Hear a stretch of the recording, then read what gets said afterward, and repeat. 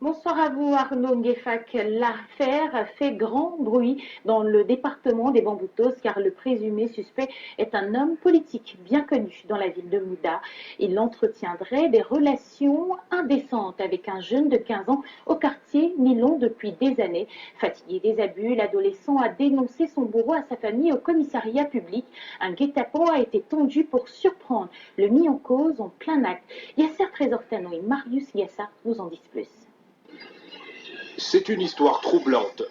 Le présumé suspect en garde à vue au commissariat public de Mbouda est un homme politique, conseiller municipal, interpellé en flagrant délit de pratique homosexuelle sur un jeune de 15 ans.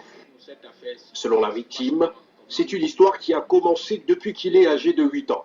Le mis en cause l'a tiré chez lui pour lécher ses parties intimes contre une maudite somme d'argent.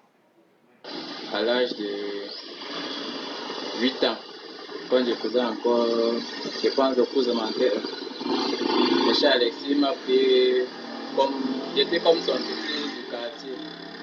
C'est comme ça que M. Alexis, il m'a pris comme son enfant. Chaque fois on partait chez lui. L'état de santé du jeune homme inquiète la famille depuis ces dernières années.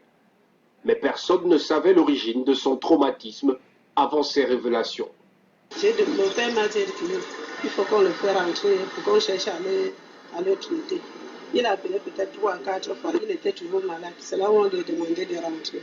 Il est rentré, on cherchait aussi à le traiter. On ne savait même pas comment le traiter, ou à l'hôpital ou à l'indigène. On l'a vu au commissaire. Si on avait dit la peine depuis, on devait prendre le monsieur vendredi.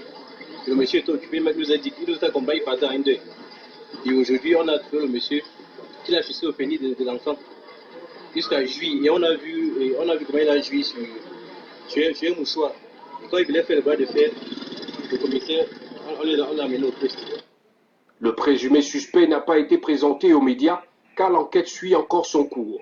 Ce n'est pas la première fois que l'homme en question est accusé de pédophilie et de pratiques homosexuelles.